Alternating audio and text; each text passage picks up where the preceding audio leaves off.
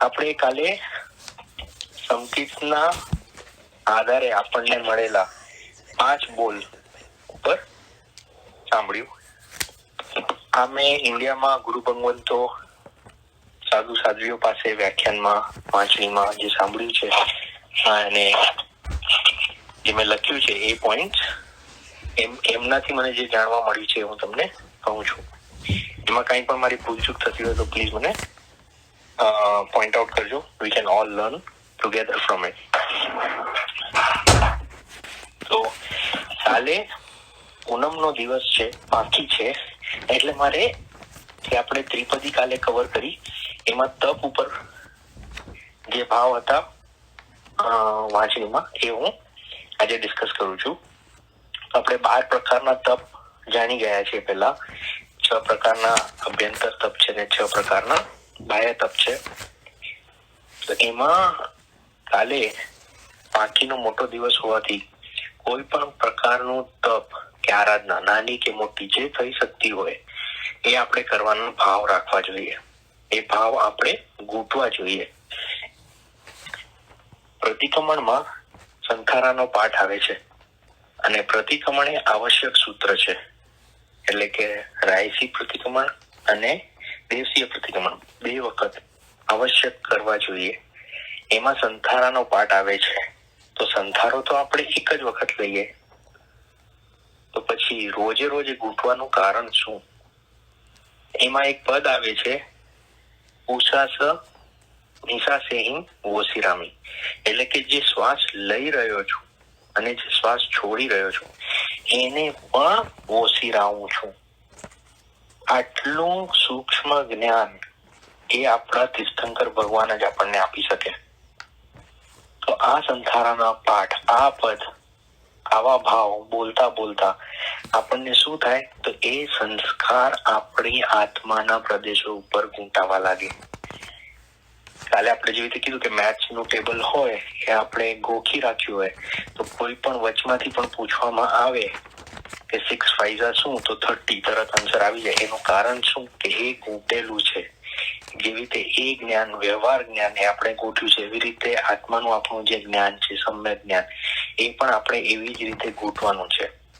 પ્રતિક્રમણમાં એટલા બધા ભાવો આવે છે. દરેક વ્યાખ્યાન વાંચનમાં મેં જ્યારે પણ એક ઓબ્ઝર્વ કર્યું કે એ કોઈ પણ ટોપિક ઉપર હોય એમાંથી એમણે 1 2 અનેક પદ કે ગાથા કે શબ્દ પ્રતિક્રમણ માંથી કાઢીને આપણને આપ્યા છે કે આ પ્રતિક્રમણમાં અહીંયા તમે આ બોલો છો, એટલે જે તમે રોજે રોજ દિવસમાં 2 વખત, એટલે કે રોજ 2 વખત કરો છો, એમાં એ બધા જ ભાવ આવી જાય છે. એક વખત જો અર્થ સાથે એ સમજણ આવી જાય પ્રતિક્રમણની, તો પ્રતિક્રમણ માટેના ભાવ એટલા આપણા ઊંચા થઈ જાય.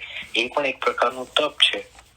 તો એનામાં જ આપણે આગળ વધતા એ જે તપ છે એ પરમ અને ચરમ, એટલે કે ચરમ અને પરમ કર્તવ્ય કહેવામાં આવ્યું છે. જે સંથારો છે એ તો ચરમ એટલે એક અપેક્ષા ચરમ સીમા, જે આપણે કહીએ કે it is the end goal, છેલ્લો પડાવ. પણ લાસ્ટ છે એનો મતલબ એ નથી કે લિસ્ટ છે કે પછી પર મૂકવાનું છે. એટલા માટે જ એને પ્રતિક્રમણમાં સ્થાન મળ્યું છે કે રોજે રોજ ગૂંથવાનું છે. અને પરમ પણ છે, એટલે કે શ્રેષ્ઠ છે. મનુષ્ય ભાવમાં આપણી સમજણ સાથેનો સંથારો લેવાની આપણને એ ઓપોર્ચ્યુનિટી મળે છે. અને તપ માટે એ જે આપણે ત્રિપદી કરી અને 4 મોક્ષના દ્વાર કહે કે જ્ઞાન, દર્શન, ચારિત્ર અને તપ. તો જ્ઞાન એ ઇટ્સ ટુ નો, એ નોલેજ છે. એને ફક્ત માહિતી નહીં રાખીને આપણે એને આત્મસાત કરવાનું છે. દર્શન છે એ ટ્રસ્ટ કરવાની છે. તો ટ્રસ્ટ એટલે ઘણી વખત શબ્દના પર્યાયવાચી જે મિનિંગ્સ હોય એમાં આપણે અટવાઈ જઈએ. જેવી રીતે વિશ્વાસ અને શ્રદ્ધામાં ફરક શું છે? તો શ્રદ્ધા એ આત્માની પોતાની રીતે જ્યારે આપણને ખબર પડે એ શ્રદ્ધા છે. અને જો કોઈ ઠોકી બેસાડે તો એ વિશ્વાસ છે. વિશ્વાસ ઓલવેઝ ઇઝ એક્સટર્નલ, શ્રદ્ધા હેઝ ટુ બી ઇન્ટરનલ. તો સ્ત્રી 2 રીતે માતા બને. જન્મ આપે ત્યારે પણ એ માતાનું પદ મળે છે ને, અને કોઈ દત્તક લે તો પણ એને માતાનું બિરુદ મળે છે. પણ એ બેઉ માતાના બિરુદમાં ફરક છે. જ્યારે એ સ્ત્રી ગર્ભ ધારણ કરે, 9 મહિના એની બાળકને પોતાના ગર્ભમાં રાખે, પ્રસૂતિની વેદના વેઠે, અને જ્યારે એ બાળકને જન્મ આપે ત્યારે એને જે માનું બિરુદ મળે છે એમાં અને દત્તક લીધેલ બાળકની રીતે માતા બનેલામાં એટલો ફરક આવી જાય છે. એ જ પ્રકારે જે શ્રેષ્ઠ પ્રકારે ધારણ કર્યું હોય એને જ શ્રદ્ધા કહેવામાં આવે છે. પરમાત્માની આજ્ઞાએ બતાવેલ જે સમિતિત માર્ગ છે એના ઉપર સંપૂર્ણ શ્રદ્ધા, કચાશ માત્રની પણ શંકા નહીં. વિશ્વાસ કેવું હોય કે આજે છે ને કાલે નથી, એ દત્તક લીધેલું છે. કેમ કે આજે મને કોઈની ગરજ હોય તેના ઉપર મારી વિશ્વાસ હોય. પણ શ્રદ્ધા કેવી હોય કે અડગ હોય, અડોલ હોય. એનામાં કોઈ કન્ડિશનલ કેરેક્ટર કે આમ હશે તો મારી શ્રદ્ધા આવી અને આમ હોય તો મારી શ્રદ્ધા એવી. અને જે શ્રદ્ધા અંદરથી જન્મ આપેલી હોય, પોતે આપણે સિંચીને એને ઉછેરેલ હોય, એ આપણી સાથે રહ્યા વગર એને એ ધારણ કર્યા વગર આપણે રહી ન શકીએ. એ એક્સટર્નલ નો હોય, બતાવવા માટે નો હોય, પણ આત્મસાત કરેલી હોય. એટલે જ કહે છે કે ખોજ કરે તો મોજ મળે, અને ખોજ કર્યા વગર તરત જ એમ જ મળી જાય તો એ લાગે બોજ. મારું શું છે તો જ્ઞાન છે અને દર્શન છે, એ સિવાય બીજું કંઈ પણ નથી. જ્ઞાન એ નોલેજ મળી ગયું, દર્શન એટલે કે શ્રદ્ધા આપણી એના ઉપર અતૂટ શ્રદ્ધા થઈ ગઈ. હવે તમે કોઈ ચીજ માર્કેટમાંથી લઈ આવ્યા, પછી એને બનાવીને ત્યાં બેસી જાઓ કે પછી એને ખાઓ પણ, તો જે ચારિત્ર છે એ એને માણવાનો તબક્કો છે કે તમે જાણી લીધું, તમે એના ઉપર શ્રદ્ધા કરી લીધી, હવે એને માણો, ચારિત્રમાં અપનાવો. અને તપ એટલે કે વિધિપૂર્વક જે સમજી લીધું કે જે આપણું છે એ આપણું છે ને જે પારકું છે પારકું છે, ત્યારે એના સમજણ પૂર્વક છોડી દેવું. ખાલી સ્વને સ્વીકારવું, પરને છોડી દેવું. સંયમ અને તપનું એક કનેક્શન છે. એટલે જ જ્ઞાનની ઉપાસના કરવી, દર્શનની શુદ્ધિ કરવી, ચારિત્રની વિશુદ્ધિ કરવી, આ ત્રણેયનો નિચોડ એ તપમાં દેખાવો જોઈએ. તપ જબરદસ્તી ન થાય, તપ સ્વયં પોતાની મેળે થાય. આત્મા અને શરીર જુદા છે એ એક વખત ભેદ જ્ઞાન આપણને આવી ગયું, ત્યારે પછી શરીરની વેદના એ આપણને પરિસર જેવી લાગતી નથી. જે થઈ રહ્યું છે એ શરીરને થઈ રહ્યું છે, આત્માને થઈ રહ્યું નથી. તો જ્યારે ઉપવાસ કરવાનો મન આવે ત્યારે કેટલા વિકલ્પો આવે, શું ખાવાનું, શું નહીં ખાવાનું, આગલા દિવસે શું પેલા બનાવી લો, કેવી રીતે થશે, રાઈટ? તો એ બધા ક્યારે આવે છે? કેમ કે આપણને ખાવાના સંસ્કારો અનાદિકાળથી ઘૂંટાયેલા છે. પણ જ્યારે આ તપ કરશું, તપની ભાવના કરશું, સંતારાની જેવી રીતે આપણે પ્રતિક્રમણમાં ભાવના કરીએ છીએ, એ સંસ્કાર આપણા આત્માના પ્રદેશો પર ઘૂંટાશે તો આવતા ભાવમાં પણ આપણી સાથે આવશે. હવે સંસ્કારોની એક એક્ઝામ્પલ લઈએ કે કાલે આપણે વાત કરી હતી પરદેશી રાજાની. તો જ્યારે પરદેશી રાજાનું અધ્યયન વાંચીએ ત્યારે કેવા મનમાં વિકલ્પો આવે કે લોહી ખરડાયેલા હાથ છે, આટલી એને ક્રૂરતાની ઉપમાઓ આપવામાં આવી છે, અધર્મી છે, પાપી છે. જો એવા બધા વિકલ્પો આવતા હોય તો એમ સમજવું કે હજી આપણે ધર્મને સમજી શક્યા નથી. આજનો માનવી, હવે એ પરદેશી રાજાનું તો આપણે સમજી લીધું, હવે આજના માનવીની વાત કરીએ. આપણે બધા એમાં આવી જઈએ, અને કોઈને આપણે, it's not a purpose of comparison but for self introspection, કે 18 પાપસ્થાનક આપણને પ્રતિક્રમણમાં આવે છે. ક્રોધ, માન, માયા, લોભ, રાગ, દ્વેષ, કલહ, અભ્યાખ્યાન, પૈશુન્ય, પર પરિવાર, એ બધા 18 પાપસ્થાનકની સામે તમે લખો કે મેં આજે આ પાપસ્થાનકનું ક્યાં ઉપયોગ કર્યો, ક્યારે મેં ક્રોધ કર્યો, ક્યારે મેં માન કર્યું, ક્યારે મેં માયા કરી, ક્યારે મેં લોભ કર્યો. અને રોજે રોજનું તમે જો ટાઈમ ટેબલ બનાવો તો ખબર પડશે કે 18 પાપસ્થાનક રોજે રોજ આપણે કરીએ છીએ. હવે કમ્પેર કરો કે 49 ડેઝમાં પરદેશી રાજા તો તરી ગયા, એમનું આયુષ્યનું બંધ પડ્યું નહોતું, એમને કેસી સ્વામીનો ભેટો થયો, એમને જ્ઞાનની આરાધના પણ ઉત્કૃષ્ટ કરી, તો આ 18 પાપ કરવા છતાં પણ એ તરી ગયા. તો આજે આપણે એ જ કમ્પેરિઝન કરીએ કે જો હું પણ આ 18 પાપ કરી શકું, કરું છું, તો હું ધર્મની આરાધના પણ એવી ઉત્કૃષ્ટ કરી શકું. આજે આપણે પહેલા પણ જૈનેશભાઈએ પણ આપણને સમજાવ્યું છે કે કુંડામાં રત્ન અને ખોળામાં રત્નનું એક્ઝામ્પલ આપણે 5મા આરાનું જયારે આવે છે એ કહીએ છીએ કે એ એટલું સિમ્પલ છે કે માંસ ખમણનું જે તપ હોય ચોથારામાં એ હમણાં એક દિવસના ઉપવાસ જેવું છે. એ કમ્પેર કરવા માટે, not to bifurcate but just as an example. તો એવી જ રીતે આજે આપણા માટે તપનું એટલું સરસ આપણને મળ્યું છે કે જ્યારે શરીર સાથ આપી રહ્યો છે ત્યારે તપ જેટલું થઈ શકે કરી લો. અને તપની ટેવ નાખવાની છે. તપ આઠમ પાંખીએ કરવાની ચીજ નથી, એ રોજે રોજ થઈ શકે. વિરક્ત ગ્રુપમાં પાઠશાળામાં મેં ઇન્ડિયાની એક પાઠશાળામાં જાણ્યું, એટલે મેં અહીંયા પણ ટ્રાય કરી કે છોકરાઓને કીધું તમે રોજ ઘરેથી હવે સ્કૂલ ચાલે છે, વર્ચ્યુઅલ સ્કૂલ ચાલે છે, તો તમે 15 મિનિટ 20 મિનિટ જમ્યા પછી ક્લાસ ચાલુ હોય ત્યારે કે જ્યારે પણ તમારી અનુકૂળતા એ દિવસમાં એક વખત તમે ચોવિયાર કરો. ભલે 15 મિનિટ નો કરો, ભલે 1 કલાક નો કરો, જ્યારે તમારી ટાઈમ અનુકૂળતા હોય એ પ્રમાણે કરો. અને નેક્સ્ટ પાઠશાળામાં જ્યારે છોકરાઓએ જે ઉત્સાહથી જવાબ આપ્યો ત્યારે આપણને વિચાર થયો કે આપણે કેટલું લેક્સ જીવી રહ્યા છીએ. આપણે પણ આ નાની નાની તપ આરાધના આખા દિવસમાં કેટલી બધી કરી શકીએ છીએ જો આપણે એક વખત આપણને એ જાગૃતતા આવી જાય તો. સાંકેતિક ચોવિયાર એ પણ પચખાણ ઘણા લે છે કે approximately 22 hours in a day can be in ચોવિયાર. કોઈ પણ સંકેત લઈ લો, મીટી હોય હાથની કે પછી નમોરિયંતાણું નમો સિદ્ધાણું, નમોરિયંતાણું બોલું તો ચોવિયાર, નમો સિદ્ધાણું બોલું તો ખાઈ શકું, કે જેવી રીતે પણ જે તમને યાદ રહેતું હોય. 1-2 વખત ભૂલ થશે, ચાલશે, એનું પ્રાયશ્ચિત લઈ લેજો, પણ try to adopt that as a daily behaviour in your lifestyle to do sum type of તપ. હમણાં દિવસ મોટો છે, સવારના 9 થઈ જાય, બાય 5:30 આઈ થિંક ઉગે છે, એટલે by the time everyone gets ready for work and everything, અવકાશીના તપ તો ઇઝીલી થઈ શકે. દિવસ આખામાં 1-1 કલાકના ચોવિયારના પચખાણ, બીજા કોઈ નાના પચખાણ થઈ શકે.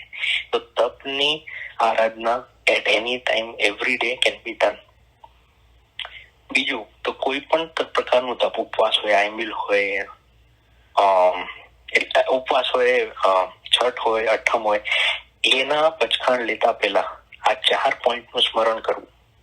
તો પહેલું પોઈન્ટ છે કે આહાર સંજ્ઞા તોડવા માટે જે મારા આત્માનું અનાહારી સ્વરૂપ છે, જે એ સ્વભાવ છે, એ કેળવવા અર્થે હું ઉપવાસ તપના પચખાણ લઈ રહ્યો છું કે લઈ રહી છું. બીજું, એકાંત અરિહંત ભગવાનની આજ્ઞા થકી અને એકાંત મારા આત્માની શુદ્ધિ અને કર્મ નિર્જરા માટે તપ લઈ રહ્યો છું. બીજી કોઈ અપેક્ષા નથી, કોઈ ઈચ્છા નથી કે વેટ લોસ છે કે પછી ડાયાબિટીસ કંટ્રોલમાં આવી જાય કે પછી any of that sort should not be the purpose. ખાલી આપણે તપનું જે મહિમા છે, હરિહંત ભગવાનની આજ્ઞા છે, એ એકાંત એ જ લક્ષ્યથી તપ કરું છું. ત્રીજું, તો અભયદાન આપવા માટે અને અભયદાન પાડવા માટે, જે મેં અભયદાન આપ્યું છે એની પાલન પણ થાય, એ 2 કારણોથી પણ. એટલે ત્રીજું પોઈન્ટ છે કે અભયદાન આપવા અને પાડવા માટે ઉપવાસ કરી રહ્યો છું. અને ચોથું કે અપ્રમત ભાવ કેળવવા માટે. અપ્રમત એટલે કે પ્રમાદ વગર. તો પ્રમાદ અને આળસ એ બેવમાં શું ડિફરન્સ છે? કે પ્રમાદ છે એ બીજી પ્રવૃત્તિ માટે તો એનર્જી છે, પણ ધર્મનું કામ આવે ત્યારે ઊંઘ આવે, આળસ આવે. આળસ તો લેઝીનેસ છે જ, એટલે કે શિથિલતા બોડીની. પણ પ્રમાદ એટલે કે એનર્જી તો છે, પણ ચલો બહાર ફરવા જવું છે, મૂવી માટે જવું છે, બધા માટે રેડી, સામાયિક માટે કલાકવાર બેસવું છે તો નોટ રેડી. એ પ્રમાદને એ પ્રમાદથી બહાર નીકળવા, અપ્રમદ ભાવને કેળવવા માટે હું આ ઉપવાસ પચખાણ લઈ રહ્યો છું. પ્રમાદ એટલે ઉપરમાં રુચિ અને અપ્રમત્ત અવસ્થા એટલે સ્વમાં રમણતા.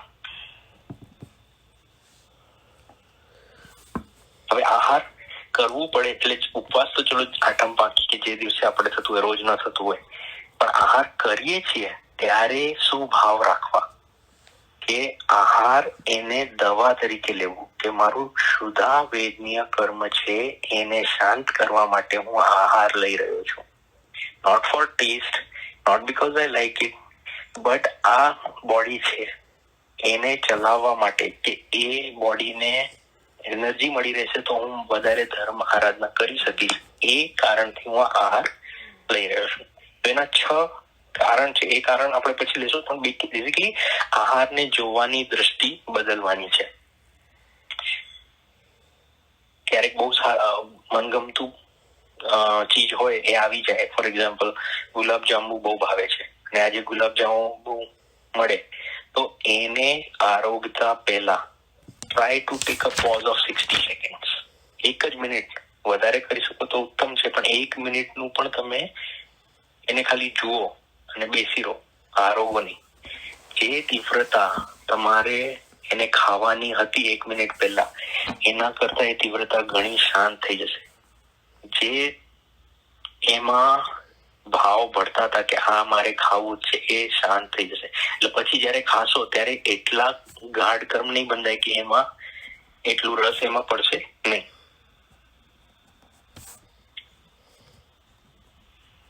હવે જયારે ઉપવાસ કરીએ છીએ ત્યારે એ તપનો સ્વીકાર કરવો જોઈએ, એનો સત્કાર એટલે કે આવકાર કરવો જોઈએ.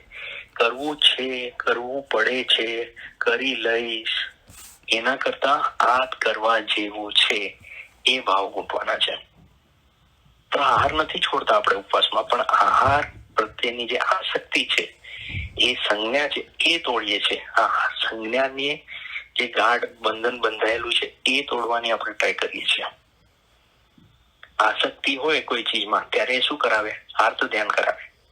પરિગ્રહની આસક્તિ કે વ્યક્તિની આસક્તિ કે આહારની આસક્તિ, કોઈ પણ આસક્તિ હોય તો આર્ત ધ્યાન કરાવશે. આર્ત ધ્યાન પછી ક્યાં લઈ જશે? રૌદ્ર ધ્યાનમાં લઈ જશે. એ ન થાય એટલા માટે એના ઉપર પેલા આસક્તિ છોડો, મમત્વ ભાવ છોડો અને પછી આહાર ગ્રહણ કરવાની કોશિશ કરો તો એમાં આખા ભાવ આપણા વધારે શુદ્ધ અને પવિત્ર થઈ જશે. હવે ઉપવાસ ન થાય તો ઉણોદરી તપ કરો. ઉણોદરી એક અપેક્ષાએ સહેલામાં સહેલું તપ છે, ખાતા થાય એવું છે. અને એક અપેક્ષાએ સૌથી તો નહીં પણ થોડું ડિફિકલ્ટ પણ છે, કેમ કે આંશિક ત્યાગ કરવાનો છે.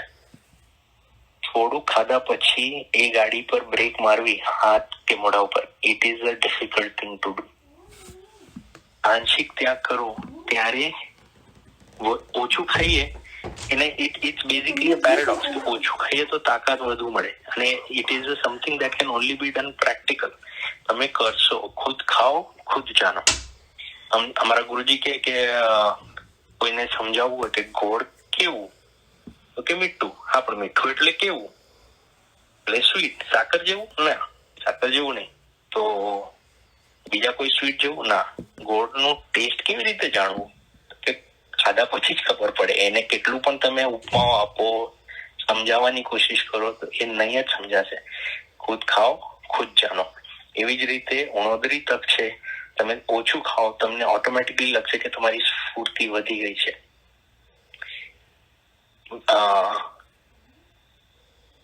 એવું મેં સાંભળ્યું છે કે 32 કવલનો આહાર એ પૂરો આહાર કહેવાય. કવલ એટલે કે કોળિયો. क्या बोलते हैं उसको? 1 bite is 1 कवल.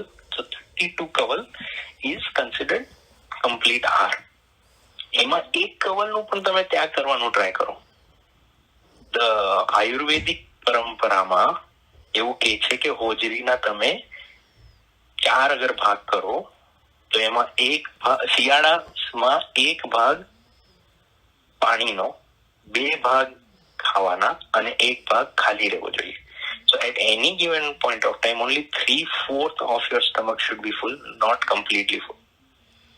ठंडी में 1 सेक्शन पानी के लिए, 2 सेक्शन खाने के लिए और 1 सेक्शन खाली. और अभी यहाँ पे समर शुरू हो रहा है, तो ઉનાળા માટે 2 ભાગ પાણીના રાખવાના, 1 ભાગ ખાવાનું રાખવાનું અને 1 ભાગ ખાલી રાખવાનું. આપણે વ્યવહાર જગતમાં બહુ સરસ રીતે સમજીએ છીએ. ફ્રોમ લેડીઝ પર્સપેક્ટિવ, જયારે મિક્સચર ચાલુ કરવું હોય, કઈ દળવું હોય, તો એને આખું ભરો છો ઉપર સુધી? ના, એ પોણો જ ભરાય છે. કેમ? તો મિક્સ બરોબર થાય.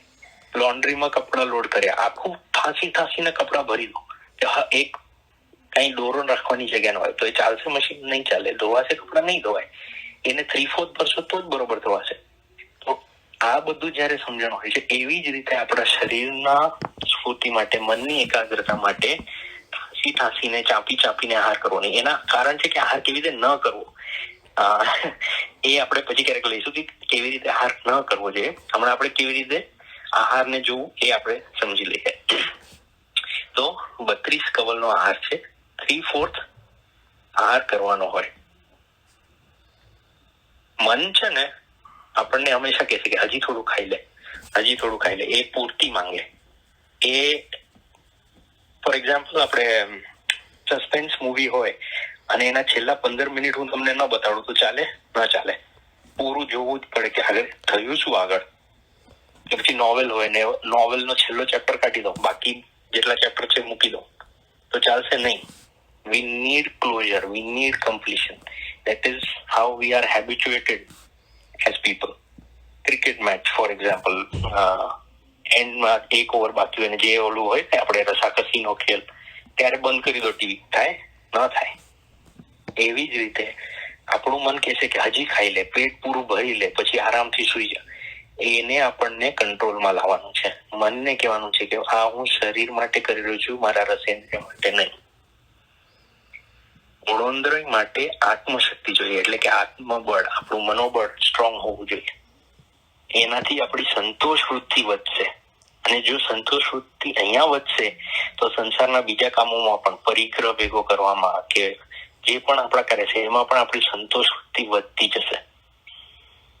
અધિક આહાર એટલે કે અતિરેક એ નુકસાનનું કારણ છે.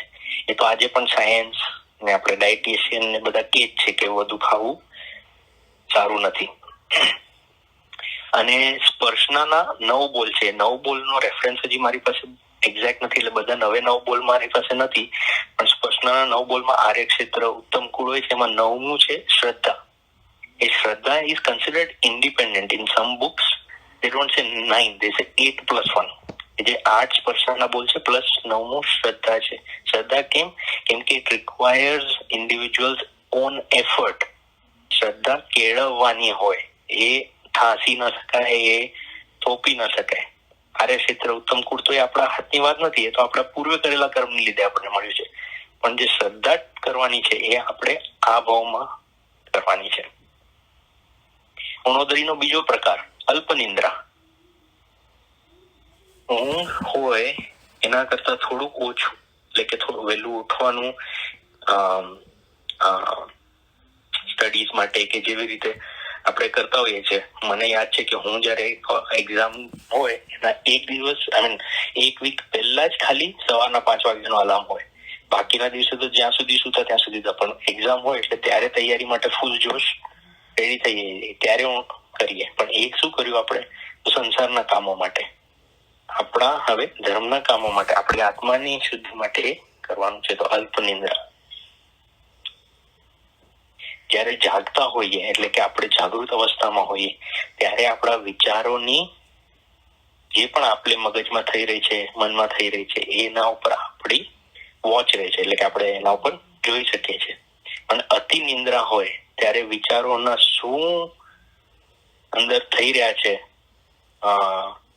આવન જાવન, એટલે કે વિચારોની આવન જાવન, એ આપણને ખબર નથી પડતી. ને એ સતત કર્મનું બંધ છે. એ વિચારો આપણને યાદ પણ નથી રહેતા. ગુરુ આપણે સાધ્વીજીએ વ્યાખ્યાનમાં તો એવી રીતે કીધું હતું કે ઊંઘમાં સંસ્કારોની કેવી ગટર ઉભરે છે એ જો તમને જોવા મળે તો તમારે ઊંઘ ઉડી જાય.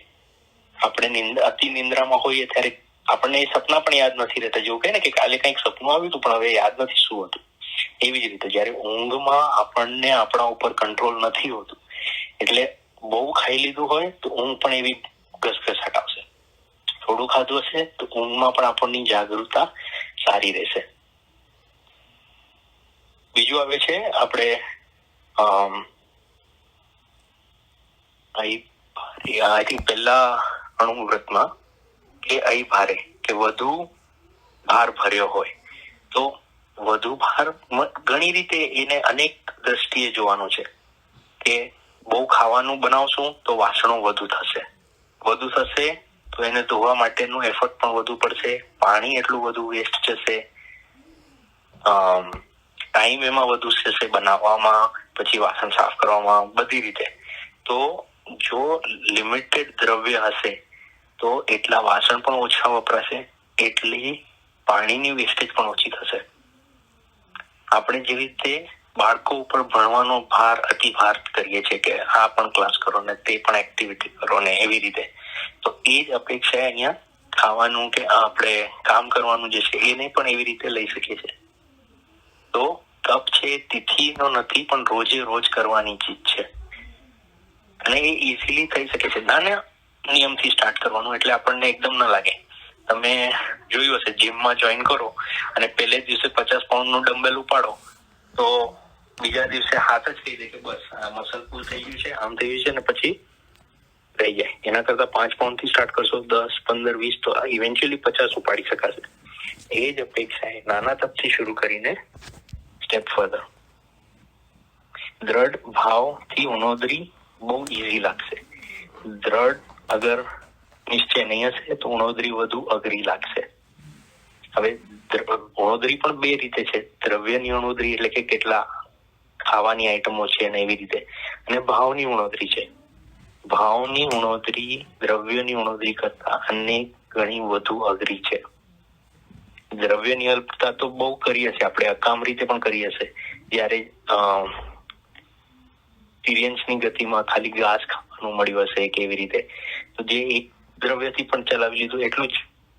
એ દ્રવ્યની અલ્પતા તો થઈ હશે, પણ કશાયની અલ્પતા જે ભાવ આપણને થઈ રહ્યા છે એની અલ્પતા કરવાની હમણાં જરૂર છે. જે આપણને સંઘની પંચેન્દ્રિય ભાવ પણ મળ્યું છે મનુષ્ય ભાવ, એમાં આપણે આપણા ભાવને કંટ્રોલમાં રાખવાનું જેટલું ટ્રાય થઈ શકે એ પણ એક પ્રકારની ઉણોદરી તપ જ થશે.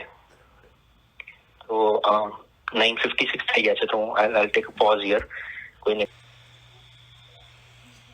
so 6 points 4 points is आहार खाने मतलब उपवास लेने से पहले ये 4 पॉइंट सोचने हैं कि कैसे मैं ये उपवास ले रहा हूं तो उसके रीजंस क्या है. तो ये 4 रीजंस है, वो आप बोल रहे हैं. Yeah, actually you said 6 but yeah 4 है तो 4 बोलिए. हाँ, सो पहला है कि मैं आहार संज्ञा तोड़ने के लिए जो मेरे आत्मा का अनाहारी भाव है, आत्मा को तो खाने की जरूरत नहीं है, शरीर को है. तो उपवास हम अपने आत्मा के लिए कर रहे हैं, शरीर के लिए नहीं. तो वो अनाहारी भाव को और स्ट्रॉन्ग बनाने के लिए मैं ये उपवास सबका पचखान ले रहा हूँ. Yeah, I got आहार संज्ञा, एकांत आराधना, अभेदान पालन and apna and aparmat bhav. That 4 is fine. After that you said there are 6 steps or 6 points before you take ahar. One of them was wait for 60 seconds before you eat, right? So I think you mentioned it as 6 points there.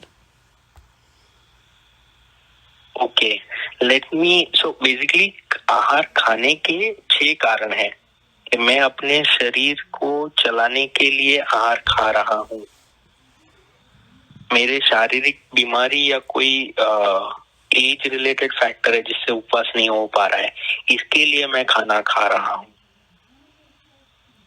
वो एक मैं काम करता हूँ. ये 6 points में कल आपको हम लोग ले लेंगे Okay. क्लास में. Yeah, thank you. खाना खाने के लिए 6 पॉइंट्स है. Yeah. और उपवास करने के लिए 4 पॉइंट्स है. Okay. तो खाना क्यों खाना है चाहिए और खाना कैसे नहीं खाना चाहिए वो दोनों अपन ले लेंगे कल. Okay, thank you. Okay. જય જિનેન્દ્ર, તમે વિશ્વાસ અને શ્રદ્ધા વિશે બહુ સરસ કહ્યું. અને તમે જે ડિફરન્સ જે જણાવ્યા that really made a sense. And I feel that, you did a wonderful job in explaining. Thank you Ashokbhai. આ બધી તમારી આપણે અનુમોદના છે, અને આ મારા ભાવ નથી. આ મેં જે ગુરુ ભગવંતો પાસેથી સાંભળ્યું અને મેં લખી શક્યો છું. એમણે તો ઘણા ભાવ કર્યા હતા. મારી લખવાની કેપેસિટી લિમિટેડ હતી, એટલે જેટલો હું લખી શક્યો છું એ જ ભાવ મેં એમના પ્રગટ કર્યા છે. But I must say ધન્યવાદ. ખરેખર બહુ સરસ કહ્યું.